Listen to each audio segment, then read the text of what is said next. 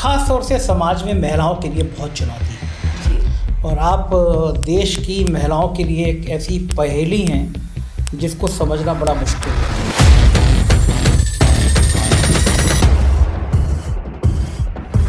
हमेशा मुझे बचपन से एक चीज़ मालूम थी कि मैं आगे जाके बहुत कुछ बड़े चीज़ में करने वाली हूँ।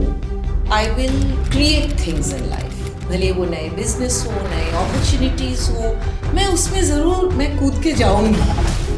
आपने मीडिया इंडस्ट्री को बहुत करीब से देखा। मैं ये जानना चाहता हूँ कि आपने क्या देखा कि मीडिया इंडस्ट्री का तब और अब इसमें कुछ अंतर है, या वैसे ही मीडिया जब आपने चैनल शुरू किया था तब भी मीडिया वैसी थी, ऐसी आज है या कुछ बदलाव आया? बदलाव तो बहुत हुआ है क्योंकि उस टाइम में इतना डिजिटल प्रेजेंस बहुत कम थे। इस दौर में आपने कौन सी चीज़ ऐसी महसूस करी कि आपको लगा कि ये फैसला ज़िंदगी का मेरा गलत था? देखिए क्या होते हैं ना, फैसला जो होता है इंसान का एक वक्त में आपको जो सही लगता है वो आपको कभी आगे जाके वो गलत फैसला आपको लग सकते हैं। मैं कभी भी अभी maybe I am lucky, मुझे ये डिप्रेशन वर्ड से कभी भी आज तक सामना नहीं हुए। लेकिन जब आदमी बहुत अकेला होता है, टूटा होता है, पूरी दुनिया भर में उसके ऊपर कहानियाँ चल रही होती हैं, पूरी दुनिया उस पर फोकस कर रही होती है, तो ऐसे में आदमी ये कल्पना कर पाता है कि मैं फिर खड़ा हो जाऊंगा, मैं फिर इस ताकत से वापस आ पाऊंगा। आपको लग रहा था कि उस दौर में जब आप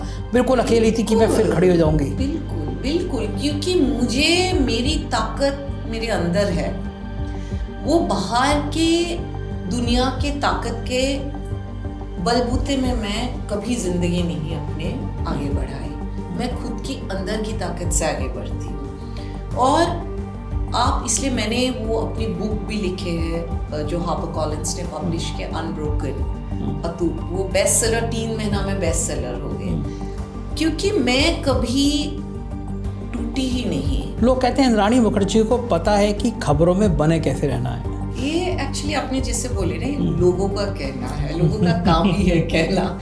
अगर आप 25 साल पहले वाली इंद्राणी मुखर्जी होती तो ऐसा कौन सी चीज़ है जो आप अब नहीं करती जो उस समय आपने कर दिया? ऐसी कोई बात नहीं है, मैं अपनी लाइफ में रिग्रेट्स नहीं रखती।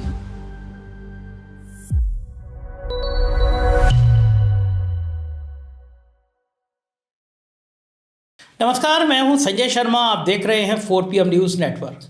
कहीं ये लाइन किसी पिक्चर में मैंने सुनी थी, वक्त की हर शय गुलाम, वक्त के दिन और रात, वक्त के मैं और आप।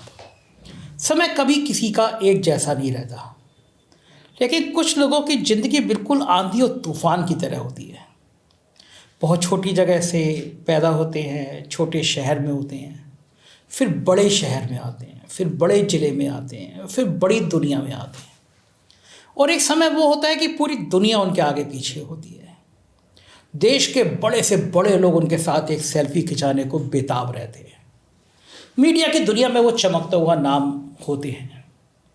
देश का शायद ही कोई बड़ा पत्रकार ऐसा होता हो जो उनसे मिलना ना चाहता हो। फिर कोई हादसा होता है और सब कुछ बदल जाता है। आमतौर पर जब ज़िंदगी में हादसे होते हैं तो आदमी टूट जाता है, अकेला हो जाता है। लेकिन कुछ लोग ऐसे होते हैं, उन हादसों के बाद फिर जीने की चाहत पैदा करते हैं। अकेले नहीं रहते, अपने को समाज से जोड़ते हैं, कुछ नया करते हैं और फिर एक नया मुकाम हासिल करते हैं। आज मैं आपको एक ऐसी शख्सियत से मिलवाने जा रहा हूँ जिनका नाम सुनकर आप चौंक जाएंगे, और जो मैंने पूरी कहानी बताई है वो उनकी ज़िंदगी से जुड़ी हुई है। एक हादसे के बाद, ख़ास तौर से अगर हादसा महिला के साथ हो, दुनिया का कोई टीवी चैनल ऐसा नहीं जो उस हादसे की बात ना कर रहा हो। लोग ख़त्म हो जाते हैं, लेकिन इस महिला ने फिर हिम्मत दिखाई, फिर अपने आप को खड़ा किया और फिर एक बार दुनिया के टीवी चैनलों, वेब सीरीज़, नेटफ्लिक्स जैसी जगह पे उनका नाम चमकने लगा। मैं बात कर रहा हूँ इंद्राणी मुखर्जी की। बहुत बहुत स्वागत है इंद्राणी जी, आपने मुझे समय दिया, मुझसे बातचीत करने के लिए समय निकाला। मुझे बड़ा अच्छा लग रहा है आपसे बात करते हुए। आप कैसा महसूस करती हैं अब इस दौर में? एक ज़माने में आप टीवी चैनल्स आपने क्रिएट किए थे और आप टीवी चैनलों की स्टार थी। अब आप जब खुद इंटरव्यू देती हैं तो आपको कैसा लगता है? अभी तो मेरी ज़िंदगी वापस मैंने नई शुरू की, और अभी जैसे मैं खुद थिएटर में भी मैं अभी कदम रखी हूँ और एक नई पहचान मैंने अपने आप की क्रिएट की हूँ मैंने।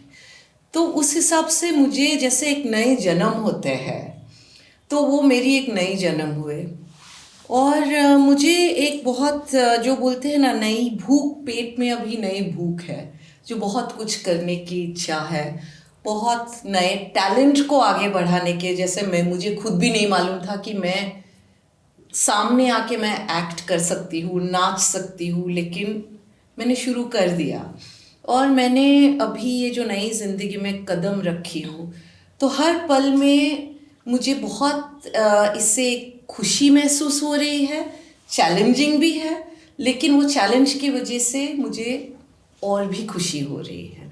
और ऐसे आपने थोड़ी देर पहले जब इंट्रोडक्शन में आपने बताया है कि ऐसे एक टाइम थे कि जो कोई भी ऐसे इंसान नहीं थे जो इंद्राणी मुखर्जी को देख के उनके साथ खड़े होने हैं, ये करने हैं, उनके साथ फोटो खिंचवाने हैं।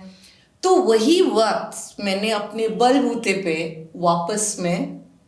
वापस लेके आई हूँ और वही चीज़ अभी जो बोलते हैं ना एक अलग तरीके से मैंने अपने आप को कामयाबी के दौर पे मैंने लेके आई हूँ और वही वापस आया है कि लोगों को सेल्फी खिंचाना है, लोगों को इंटरव्यूज़ लेना है कि अभी आगे जाके आप क्या करेंगे।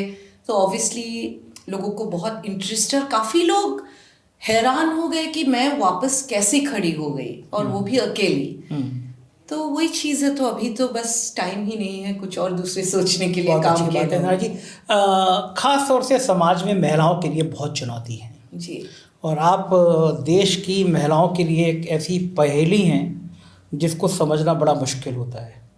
तो मैं शुरुआत से जानना चाहता हूँ, बचपन आपका कैसे और कहाँ बीता और फिर आप इस चमकती हुई दुनिया में वो सफ़र कैसे, कहाँ से सफ़र आपने पूरा किया? एक्चुअली मेरी पैदाइश ही हुई थी गुवाहाटी में और मैं अपनी माँ बाप की इकलौती औलाद हूँ और अभी तो मेरे मम्मी पापा नहीं रहे, लेकिन मैं ऐसे जो बोलते हैं ना गुवाहाटी आपको मालूम ही है, एक लोगों के जो एक ये है कि बहुत छोटी ये है, ऐसी नहीं है कि वो गांव नहीं है, वो पहले से एक शहर है, वहाँ पे इंटरनेशनल एयरपोर्ट है।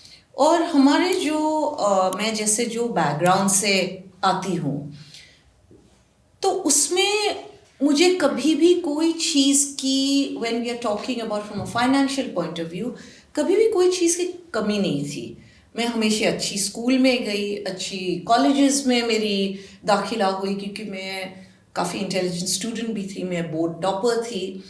और लेकिन मेरी पर्सनल ज़िंदगी में कुछ अलग अलग चुनौती बहुत कम उम्र में आए थे, वो अलग है। लेकिन हमेशा मुझे बचपन से एक चीज़ मालूम थी कि मैं आगे जाके बहुत कुछ बड़े चीज़ मैं करने वाली हूँ, जिससे मैं I will create things in life.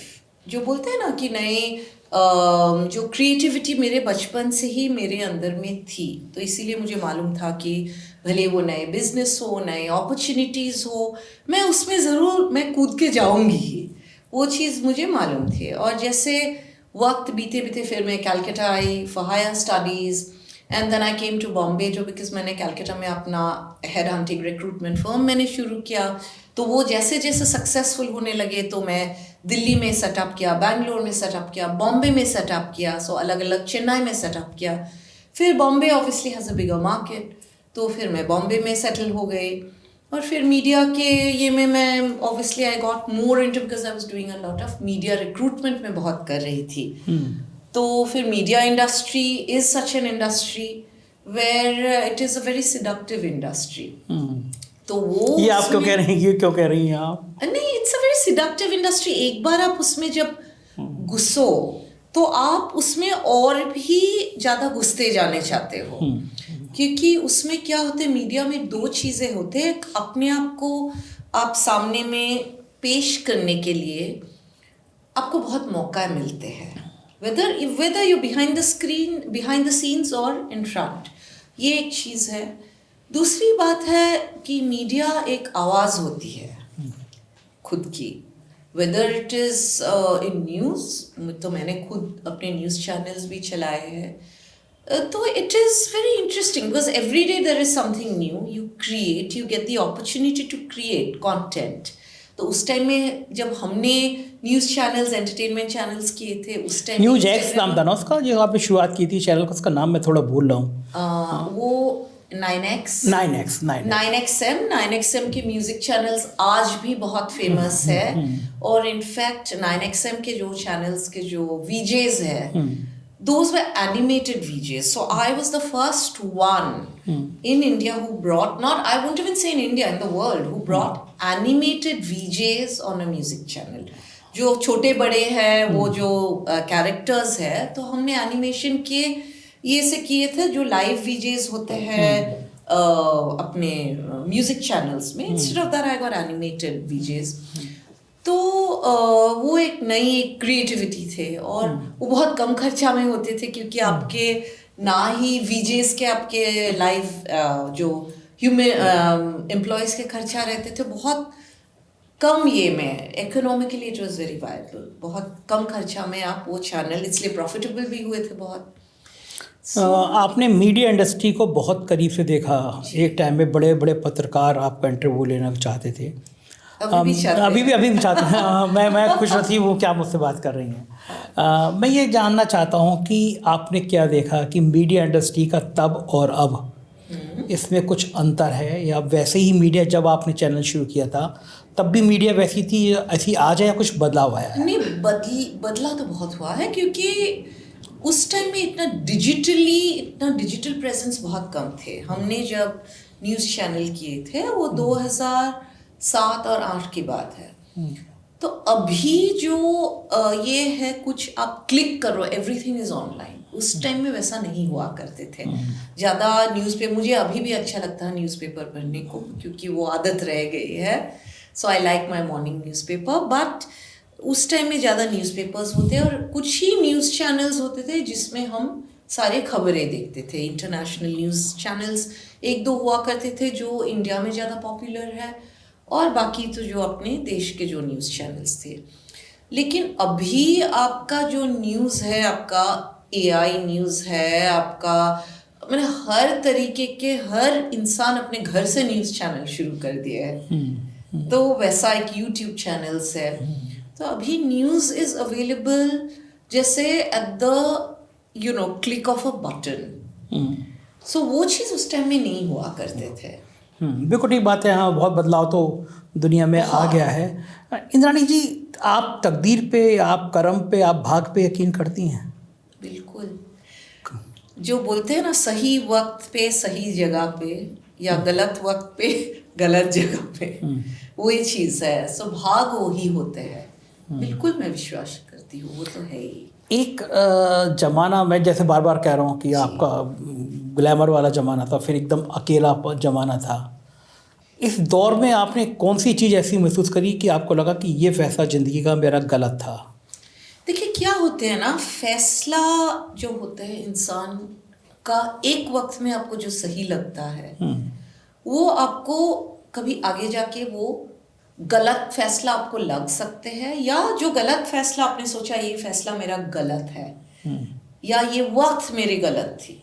लेकिन वही चीज़ आगे जाके आप जब रिफ्लेक्शन करते हैं, आप सोचते कि शायद ये कुछ मेरे अच्छे के लिए हुए हैं। तो I am a very positive person, very positive person. मैं हर चीज़ में, हर सर्कमस्टांसेस में, कोई भी चाहे आपके जो सिचुएशन हो, हर सिचुएशन में मैं कभी भी, अभी maybe I am lucky, मुझे ये डिप्रेशन वर्ड से कभी भी आज तक सामना नहीं हुए हैं। कभी उदास नहीं हुई? कभी भी मैं उदास नहीं हुई, भले मेरे सिचुएशन जो भी हो। क्योंकि ये एक चीज़, आप जब अपने आप को, अगर आप जो अभी अपने आप को क्या, जो बच्चों को अगर आप ये छोटी उम्र से ये ट्रेन करो आप कि ह्यूमन बीइंग्स कैन अडेप्ट, कोई भी सिचुएशन में ह्यूमन बीइंग्स अडेप्ट कर सकते हैं। तो ये वाला एक बार जब दिमाग में आपके आ जाते हैं ना, उसके बाद आपको भले आपकी परिस्थिति जो भी हो, जितने भी कठिन जो बोलते हैं ना, कठिन परिस्थिति बहुत सब्जेक्टिव वर्ड होते हैं। जो आपके लिए कठिन है, आप सोचते हो वो कठिन है, किसी और के लिए वो आसान भी हो सकते हैं। और आप जब, मैंने ये भी चीज़ शायद अपने जो एक्सपीरियंस है मैंने सीखे कि जब इंसान को कभी ऐसा नौबत आए कि जो आप जो जिंदगी चाह रहे हो वो वाला जिंदगी आपको उस वक्त, वो परिस्थिति आप नहीं है। अब आपसे जो और ज़्यादा तकलीफ में है, आपसे जो बदनसीब है, उनके ज़िंदगी के देखेंगे तो अपने आप को लगेंगे कि आपकी मुसीबतें बहुत ही कम हैं। तो I think that is the mantra, मैं वो सोचती हूँ। तो बाकी आगे का हौसला बहुत बड़ी चीज़ होती है। और अगर आपको खुद में, अपने आप में भरोसा है, आपके सच्चाई में भरोसा है, आप अगर सच्चा हो तो आप लड़ सकते हो। लड़ ही रही हैं आप। लेकिन जब आदमी बहुत अकेला होता है, टूटा होता है, पूरी दुनिया भर में उसके ऊपर कहानियाँ चल रही होती हैं, पूरी दुनिया उस पर फोकस कर रही होती है, तो ऐसे में आदमी ये कल्पना कर पाता है कि मैं फिर खड़ा हो जाऊंगा, मैं फिर इस ताकत से वापस आ पाऊंगा। आपको लग रहा था कि उस दौर में जब आप बिल्कुल अकेली थी कि मैं फिर खड़ी हो जाऊंगी? बिल्कुल बिल्कुल, क्योंकि मुझे, मेरी ताकत मेरे अंदर है, वो बाहर के दुनिया के ताकत के बलबूते में मैं कभी जिंदगी नहीं अपने आगे बढ़ाई। मैं खुद की अंदर की ताकत से आगे बढ़ती हूँ। और आप, इसलिए मैंने वो अपनी बुक भी लिखे है जो हार्पर कॉलिंस ने पब्लिश किया, अनब्रोकन, अटूट, वो बेस्ट सेलर, 3 महीना में बेस्ट सेलर हो गए। क्योंकि मैं कभी टूटी ही नहीं। इसीलिए मैं नहीं टूटी क्योंकि मुझे जब मालूम है, ये जो मैंने बताई आपको, कि इंसान को जब खुद के ऊपर भरोसा है, आपको मालूम है कि आप गलत नहीं हो, तो भले आपके ऊपर 10 उंगलियां कोई उठाए, लेकिन वो तो लोगों के तो कहने के तो उनके काम है। कुछ तो लोग कहेंगे। आप सही करो तो कहेंगे, गलत करो तो कहेंगे। अभी उनके दूसरे लोगों के सोच के हिसाब से अगर आप चलो तो आप कभी आगे बढ़ ही नहीं पाओगे, क्योंकि आपके फोकस वहाँ है। मेरे फोकस हमेशा कि मुझे आगे जाके क्या करना है, मुझे इस वक्त ये परिस्थिति में मुझे क्या करना है, मैं उस पे फोकस रखती हूँ। बाकी लोगों पे मैं फोकस ही नहीं करती हूँ। अच्छा, एक उस बड़े हादसे को छोड़ दिया जाए, लोग कहते हैं इंद्राणी मुखर्जी को पता है कि खबरों में बने कैसे रहना है, खबरें कैसे बनेंगी, इंद्राणी मुखर्जी कैसे फोकस में रहेंगी, ये इंद्राणी मुखर्जी को बड़ा आता है, अच्छे से आता है। तो ये सीखा अपने अंदर से आपके अंदर आ गया कि नहीं, मुझे पता है कि मैं चर्चा में कैसे रहूँगी, मैं कैसे फोकस में रहूँगी। ये कहाँ से सीखा आपने? ये एक्चुअली आपने जैसे बोले ना, लोगों का कहना है, लोगों का काम ही है कहना। तो मेरे जो कुछ भी, मैं न्यूज़ में इसीलिए वापस आई हूँ क्योंकि मैं वैसा काम करके मैं दिखा रही हूँ। लोगों को ये समझ में नहीं आ रहा था कि कभी भी क्या मैं एक बेस्ट सेलिंग ऑथर बन सकती। मुझे खुद ही नहीं मालूम थी कि मैं इतनी अच्छी लिख पाती हूँ। अभी वो बुक हिट हो गया तो वो लोग पढ़ रहे हैं, इसीलिए वो बुक हिट हो गए, तो अभी वो न्यूज़ में तो आना ही है। अभी मुझे अगर उसके लिए अवार्ड मिले तो वो थोड़ी ना मेरी गलती है, तो वो तो न्यूज़ में आना ही है। अभी जैसे मैंने थिएटर में मैंने कदम रखी, मैंने अपने शौक के लिए डांसिंग मैंने शुरू किए थे फॉर हीलिंग, बिकॉज डांसिंग एक क्या चीज़ होते हैं, आपको हील करते हैं। सो वो शुरू किए, तो मुझे ऐसा लगने लगा कि मैं इसको क्यों प्रोफेशनली आगे नहीं बढ़ाऊँ, क्योंकि मुझे जो चीज़, आपको कोई भी आपको हुनर हो, आपको समझ में आता कि मैं ये कर सकती हूँ, तो वो चीज़ आप जब प्रोफेशनली भी करते हो ना, आपके लिए काम भी खेल बन जाते हैं। तो मेरे तो काम नाच है, अभी डांस है, ड्रामा है, सो वो मैं इतनी एंजॉय करती हूँ, तो वो तो सक्सेसफुल होनी थी। तो इनिशियली मैं जो गुस्से में भी कदम रखी थी, तो लोग सोच रहे थे कि भाई ये कैसे कर पाएगी, लेकिन जो फर्स्ट शो हुए उसमें पूरे सब लोगों के नज़रिया बदल गए कि not only has she created, कि उन्होंने सिर्फ एक इतनी हाई लेवल की प्रोडक्शन ही क्रिएट नहीं की, उसमें उन्होंने खुद भाग लेके खुद उसमें परफॉर्म करके वो सक्सेसफुली उन्होंने किया, जो लोगों को मैंने मुंबई में किया कि इतनी पसंद आई सबको।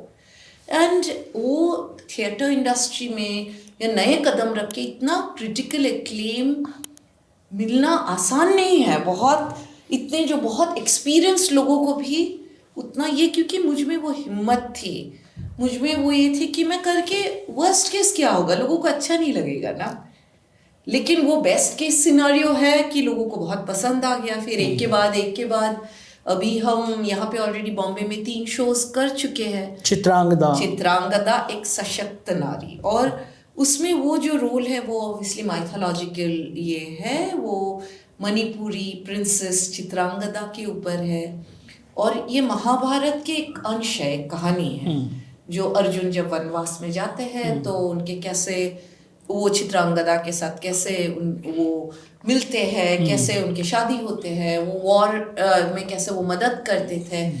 और वो जो औरत के उस टाइम में भी वो काफ़ी मैंने वो स्ट्रॉन्ग ये थी, वो वॉरियर प्रिंसेस थी, राइट। लेकिन वो अपने हक के लिए लड़ने के लिए वो उस टाइम में वो डरी नहीं थी, वही चीज़ है बहुत। और वो मैं बहुत अपने कैरेक्टर के साथ मैं बहुत वो रेजोनेट करती हूँ, सशक्त नारी। तो शायद वो कैरेक्टर इसीलिए उभर के आए और इतने अच्छे से मैंने परफॉर्म कर पाए, क्योंकि वो जिद मुझ में भी हमेशा है ही, कस के आगे बढ़ना है, सशक्त नारी है। आपके हाथ की लाइनों में लक्ष्मी जी बहुत मेहरबान है। शायद आपकी किताब है वो बेस्ट सेलर बन गई, लोग कहते हैं बहुत पैसा है आपके पास, ढेर पैसा है। अभी वो तो आपने फिर से बोले, लोग कहते हैं, आप लोगों के कहने पे कभी मत जाइए। चलिए आप ही बता दीजिए। नहीं, वो बताने का अगेन इट इज सब्जेक्टिव। अच्छा, अभी किसी को लगेंगे कि भाई ये तो एकदम कंगाल है, किसी को लगेंगे ये अमीर है, वो बहुत सब्जेक्टिव होते हैं। आपके मन में कभी पॉलिटिक्स में आने की इच्छा भी हुई? नहीं, बिल्कुल नहीं। कभी कोई चुनाव लड़ना? कभी भी नहीं, नेता कभी अच्छे नहीं भी लगते? नहीं। मैं जी, नेता अच्छे नहीं लगते आपको? ऐसी बात नहीं है। मैं ये सोचती हूँ कि मेरी जो पर्सनालिटी है, अभी कोई भी देश में नेताओं की तो ज़रूरत है हमेशा। You need a leader and you need a party who represent people, जो लोगों के लोगों को रिप्रेजेंट करते। लेकिन मैं सोचती हूँ कि मेरे जो पर्सनालिटी है वो नेता की पर्सनालिटी है ही नहीं, कि मुझे ना ही पॉलिटिक्स में कभी शौक है। मैं जो अपने तरीके से अपने ओपिनियंस जब जैसे मुझे वॉइस करना है, मैं वो वॉइस करूँगी, भले वो औरत के राइट्स के लिए हो या कोई भी मुद्दे के लिए। मुझे जब जिस दिन लगेगा तो उसके लिए मुझे पॉलिटिक्स में आने की ज़रूरत नहीं है, मैं ऐसे ही कर सकती हूँ। आपको बॉलीवुड में इंटरेस्ट है, पिक्चर में इंटरेस्ट है? पिक्चर देखना पसंद करती हैं आप? पिक्चर में पसंद है, आई लाइक इट। बॉलीवुड हो, हॉलीवुड, कोई अच्छी कंटेंट कोई, लेकिन अभी जब मैं थिएटर में, आप एक बार जब थिएटर में कदम रखते हैं ना, क्योंकि थिएटर क्या होता है, लाइव परफॉर्मेंस होते हैं उसमें, और टेक्स रीटेक्स नहीं होते हैं। क्योंकि मैं टेलीविज़न इंडस्ट्री भी, मैं इतने साल से मैं टेलीविज़न इंडस्ट्री में भी थी, तो मूवीज़ के ये भी हर चीज़ मालूम है कि मूवी बनती कैसे है या एक सीरीज़ बनते कैसे है। वो जब तक परफेक्शन नहीं होता, उसमें आप 100 टेक्स रीटेक्स लेते हैं, करेक्ट, और वो सब एडिट होते हैं, जोड़ते हैं। लेकिन आप जब एक लाइव प्ले करते हो जिसमें आप नाच रहे हो, बोल रहे हो, आप अभिनय कर रहे हो, जिसमें उसका मज़ा ही कुछ अलग है। और इसीलिए जो बोलते हैं ना, थिएटर एक्टर्स जो होते हैं उनमें टैलेंट बहुत ज़्यादा होते हैं, क्योंकि वो लाइव ऑडियंस के सामने वो परफॉर्म कर रहे हैं। वो एक बार वो जो रुचि आती है ना, तो थोड़ा जो ऑन स्क्रीन थोड़ी फीकी लगने लगते हैं। पर मैं मूवीज़ देखती हूँ, आप अगर उसका वो सवाल करें। मूवी इंद्राणी जी, थिएटर में आने का फैसला कितने टाइम पहले आपने लिया कि आपको एक्टिंग करनी है? खासतौर से एक्टिंग करना आसान नहीं होता। जी, वो एक्चुअली बहुत अचानक हो गए। एक दिन हमारे एक्चुअली एक कसौली में एक लिटरेचर फेस्टिवल है, जो खुशवंत सिंह लिटरेचर फेस्टिवल है। उनके जो ऑर्गेनाइजर्स हैं राहुल सिंह और नीलोफर बिलिमोरिया, मैं हर साल उनके लिटरेचर फेस्टिवल में जाती हूँ, क्योंकि मेरे जब बुक लॉन्च हुए उन्होंने इनवाइट किए बातचीत करने के लिए उधर। और उस टाइम में उन्होंने सेकंड टाइम जब उन्होंने मुझे इनवाइट किया तो बोले कि हम इंस्टाग्राम में आपके डांसेस देख रहे हैं, ये आप हमारे लिए एक शो क्यों नहीं करते हैं।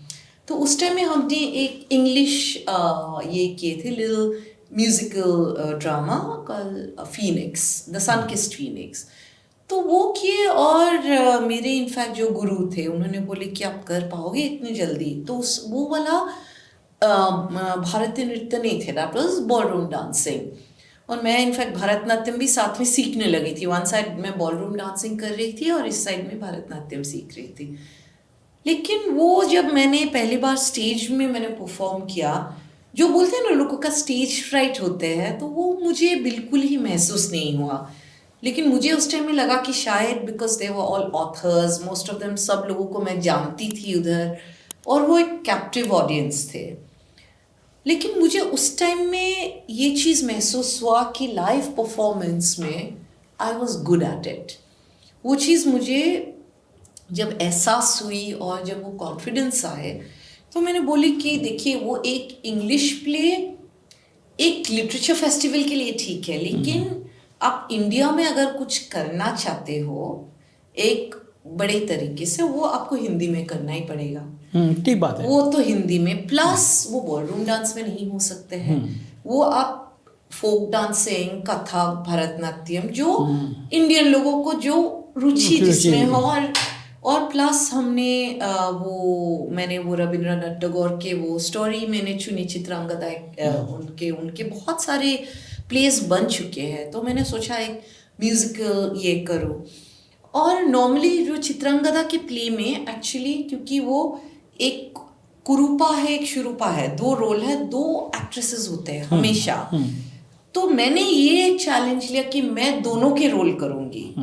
क्योंकि वो जब कामदेव से वर मांगते हैं ना कि मुझे खूब, पहले वो वॉरियर कुरूपा वॉरियर थे, उनको खुद के कॉन्फिडेंस नहीं थे कि वो एक नारी की रूप में मैंने वो सुंदर है, खूबसूरत है, तो वो कामदेव से वर मांगती है कि मुझे खूबसूरत बना दो, तो वो हमेशा दो अलग अलग एक्ट्रेसेस करते। तो मैंने डायरेक्टर से बोला कि मैं ये दोनों रोल ही मैं करूँगी। So and we did a good job and so मैंने जैसे बोला पहले शो हिट हो गए। और ये बहुत, मैं ये सारे जो पूरे रिहर्सल मैंने सिर्फ, और ट्रेनिंग, ये चित्रांगदा एक सशक्त नारी के मैंने 3 महीने की में किए। अच्छा, वेरी गुड। और जो हमारे डायरेक्टर्स हैं, जो मेरे जो ये शोज के जो गुरु है डायरेक्टर्स हैं, टोनी चक्रवर्ती और मधुमिता चक्रवर्ती, दे ब्रिलियंट। और इतने मेरे पीछे इतने मेहनत किए, क्योंकि मैंने कभी फोक डांसिंग मैंने की नहीं, अभी उनके जो बेस है कथक है, मैंने कथक कभी सीखी नहीं है, लेकिन उन्होंने ऐसे तैयार किए। और जैसे हर शो में आप और भी तैयार होते जाते हो, ज़्यादा पॉलिश होते जाते हो, तो ये थर्ड शो तो मैं जैसे वो कुछ भी मैंने बहुत स्मूथली किए। हमारे जो ये थर्ड शो अभी 30 नवंबर को ही हुए, तो बहुत। बॉम्बे के अलावा भी बाहर आपने किया है? अभी नहीं किया है? अभी तक नहीं किया, लेकिन अभी जनवरी में हम दिल्ली में कर रहे हैं। अच्छा, दिल्ली में कर रहे हैं। ये चित्रांगदा एक सशक्त नारी और नायिका भूमिका। अच्छा, दो प्ले आपके दो प्लेस कर रहे हैं, और नायिका भूमिका हम मुंबई में लॉन्च कर रहे हैं 9 जनवरी को। Very good. तो अब वो एक मैं जिसका इंटरव्यू कर रहा हूँ वो एक लेखिका हो गई, वो एक थिएटर आर्टिस्ट हो गई, अब तीसरा रूप इंद्राणी का कौन सा आने वाला है? फिर से कोई चैनल शुरू करने का मन है क्या? मन तो है, मन तो बहुत कुछ करने को है, शायद कुछ आपके साथ ही कर लेंगे। वाह, क्या बात है, मुझे नौकरी दे दीजिएगा आपको चैनल में। ऐसी बात नहीं है, आप तो अभी खुद इतने अच्छे चैनल चला रहे हो, आप क्यों ये करेंगे। लेकिन नहीं है, शायद मैं थोड़ा, अभी बहुत सारे ऑनलाइन मैगजीन्स भी आ रहे हैं, लेकिन मैं जो कुछ भी करूँगी एक I wanted to be meaningful. मैं करने के लिए करना नहीं चाहती हूँ कुछ भी, जो चीज़ में मुझे सेटिस्फैक्शन मिले और जैसे निडर होके करना है, क्योंकि I am not politically inclined either way. Okay, so politics में बात करना तो बहुत बात कर सकते हैं, लेकिन मैं जो बोल रही हूँ कि कोई मेरी ये है कि हमारे एज कोई भी देश के आप नागरिक हो, हर नागरिक का ये चीज़ होना चाहिए कि हम आगे जाके दूसरे इंसान का भला करे। बिल्कुल ठीक बात है। एक दूसरे के आप भला करते रहोगे ना, तो मैं सोचती हूँ कोई भी जो सरकार आए, आप सरकार को भी जनता अपने वश में रख सकते हैं। बिल्कुल। ये बहुत, क्योंकि सरकार क्या है, हम जो सरकार शब्द जो होते हैं, कोई भी गवर्नमेंट, वो सब नागरिकों के रिप्रेजेंटेटिव है। जो मैं वश, शायद गलत मेरी, क्योंकि हिंदी कमजोर है, अच्छी लग रही है लेकिन आपकी हिंदी सुनने में। सो आई डोंट नो वेदर वश is the right word, but हम जब कहीं भी डेमोक्रेसी के बात करते हैं, हाँ रूल्स मानना बहुत ज़रूरी है, लेकिन मैं यही सोचती हूँ कि एक अगर कोई भी, जो कहीं भी ऐसा नहीं होता, हर इंसान अगर ये ठान ले कि सिर्फ एक दूसरे के हमको भलाई करना है, मैं सोचती हूँ हमारे तो प्रॉब्लम्स ही, ये लड़ाई सारी खत्म हो जाएगी। ठीक बात है। ना गाना भी था ना, इंसान को इंसान से हो भाईचारा। वो यहाँ पे क्या, सब जगह में जो ईर्ष्या है, कंपटीशन है, ये बहुत ज्यादा ही व्यक्तिवादी हो गया, राजनीति में भी। हर जगह इंद्राणी मुखर्जी की जिंदगी का सबसे खुशी वाला दिन कौन सा था, याद है आपको? जो दिन आप सबसे ज्यादा खुश थी? मैं हर टाइम ही खुश रहती हूँ, ऐसी कोई बात नहीं है, लेकिन मैं बहुत खुश हुई थी जब मैं अभी पहले शो मैंने किए थे, अभी जब मैं इस वक्त की बात कर रही हूँ, क्योंकि इंसान के बोलते हैं ना, समय किसी के लिए रुकते नहीं है। जो वक्त बीत गए, मैं अभी पीछे मुड़ के नहीं देखती हूँ, क्योंकि पीछे मुड़ के जो लोग ज़्यादा देखते रहते हैं वो आगे नहीं बढ़ सकते हैं। बात आप पे बिल्कुल ठीक है। अच्छा, मैं पीछे ले चलता हूँ। हाँ। अगर आप 25 साल पहले वाली इंद्राणी मुखर्जी होती जी, तो ऐसा कौन सी चीज़ है जो आप अब नहीं करती, जो उस समय आपने कर दिया? ऐसी कोई बात नहीं है, मैं अपनी लाइफ में रिग्रेट्स नहीं रखती हूँ, क्योंकि जो कर दिया वो ठीक कर दिया। वो जो मैं ये सोचती हूँ, जो इंसान उस वक्त में करते हैं, कोई भी इंसान हो, ये सिर्फ मेरी बात नहीं है, या जो उनके साथ जो होते हैं, अभी हमें लगता है ये हमारे साथ गलत हुए, वो सही हुए, लेकिन आप जो भाग के बात करते हो, जो होना है वो तो होगा ही, और ना ही आपको कोशिश करना चाहिए किसी को बदलने के लिए। किसी आप दूसरे इंसान को बदलने की कोशिश, भले वो सही हो गलत हो, वो आपकी जिम्मेदारी नहीं है।